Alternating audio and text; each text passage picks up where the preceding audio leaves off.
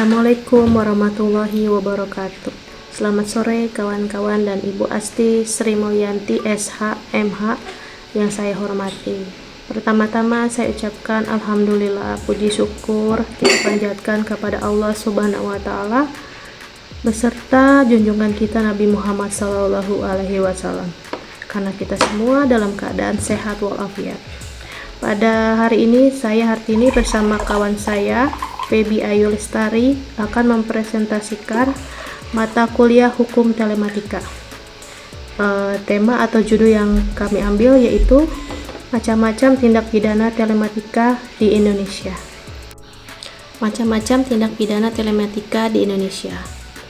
Definisi tindak pidana telematika. Tindak pidana telematika yaitu perbuatan melawan hukum yang dilakukan dengan menggunakan teknologi informasi dan komunikasi. Dampaknya dapat merugikan individu, organisasi, dan masyarakat secara luas. Contohnya, penipuan online, penyebaran berita hoaks, pencemaran nama baik, dan penghinaan di media sosial, dan lain-lain. Regulasinya Undang-Undang Nomor 11 Tahun 2008 tentang Informasi dan Transaksi Elektronik atau Undang-Undang ITE. Bentuk-bentuk tindak pidana telematika: menyebarkan berita hoaks, yaitu membuat dan men-share berita hoaks di sosmed hingga menimbulkan kegaduhan di masyarakat. Yang kedua, penyebaran konten ilegal, menyebarkan konten pornografi, hate speech atau informasi palsu. Lalu penipuan online, menipu korban melalui media elektronik untuk mendapatkan keuntungan. Dampak penerapan Undang-Undang ITE terhadap kebebasan berekspresi. Yang pertama itu kontroversi. Penerapan Undang-Undang ITE dianggap membatasi kebebasan berpendapat dan berekspresi. Yang kedua, kekhawatiran.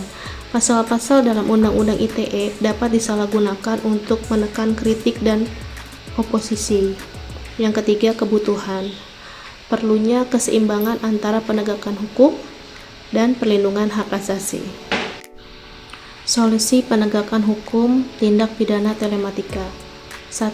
Penguatan kapasitas aparat, yaitu meningkatkan keahlian penegak hukum dalam menangani kasus telematika.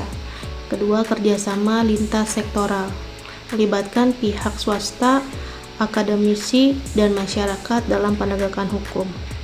Yang ketiga, harmonisasi peraturan, menyesuaikan peraturan yang ada dengan perkembangan teknologi terkini. Selanjutnya, presentasi akan diteruskan oleh kawan saya, Feby Ayu. Dipersilakan. Baik, terima kasih. Sebelumnya, izinkan saya memperkenalkan diri. Nama saya Feby Ayu Lestari. Di sini saya akan melanjutkan pembahasan topik yang berikutnya. Penegakan hukum tindak pidana telematika. Yang satu adalah kompleksitas teknisi.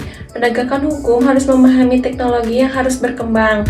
Kedua, keterbatasan sumber daya, kurangnya anggaran dan tenaga ahli untuk menangani kasus telematika.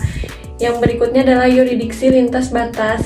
Tindak pidana telematika dapat terjadi di berbagai wilayah yurisdiksi. Yang terakhir adalah pembuktian digital, kesulitan dalam mengumpulkan dan mempertahankan bukti digital yang valid.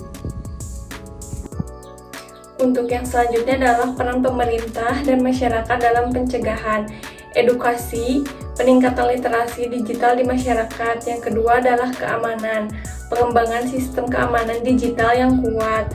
Yang ketiga adalah kolaborasi, kerjasama antara pemerintah, swasta, dan masyarakat. Yang terakhir adalah regulasi penyempurnaan aturan terkait tindak pidana telematika. Untuk selanjutnya, yang terakhir adalah kesimpulan. Berbagai bentuk tindak pidana telematika yang sering terjadi di Indonesia diatur dengan jelas dalam Undang-Undang ITE. Undang-undang ini bertujuan untuk melindungi masyarakat dari dampak negatif kejahatan siber dengan memberikan sanksi tegas kepada pelaku. Namun, implementasi dan penegakan hukumnya masih menghadapi berbagai tantangan, termasuk masalah teknis dan yurisdiksi, serta kebutuhan akan peningkatan literasi digital di kalangan masyarakat dan aparat penegak hukum. Untuk meningkatkan efektivitas penegakan hukum terhadap tindak pidana telematika di Indonesia, diperlukan langkah-langkah yang komprehensif dan strategis, termasuk revisi peraturan, penguatan kapasitas aparat penegak hukum, peningkatan infrastruktur teknologi, dan edukasi terhadap masyarakat.